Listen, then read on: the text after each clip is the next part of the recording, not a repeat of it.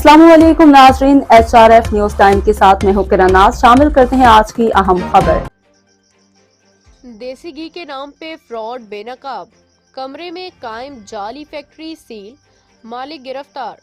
बाग मोहम्मद राशिद आवान bureau chief. बाग आज़ाद कश्मीर में देसी घी के नाम पे धोखाधड़ी का बड़ा स्कैंडल बेनकाब हो गया। डिप्टी कमिश्नर बाग की हिदायत पे अफसर माल, तहसीलदार बाग और पुलिस ने मुश्तरका कार्रवाई करते हुए एक कमरे में कायम जाली फैक्ट्री को सील कर दिया और फैक्ट्री मालिक को गिरफ्तार कर लिया गया। तफसीलात के मुताबिक मज़कूरा फैक्ट्री में नाकस और गैर मेयारी अशिया से देसी घी तैयार करके मार्केट में फरोख्त किया जा रहा था, जिससे अवाम की सेहत को शदीद खतरात लाहक थे। कार्रवाई के दौरान बड़ी मिकदार में जाली घी जब्त कर लिया गया है, जबकि मजीद तहकीकात जारी हैं। इंतजामिया ने अवाम से अपील की है कि वो मुस्तनद और मयारी अशिया की खरीदारी को यकीनी बनाएं और मिलावट माफिया के खिलाफ जारी मुहिम में इंतजामिया का साथ दें।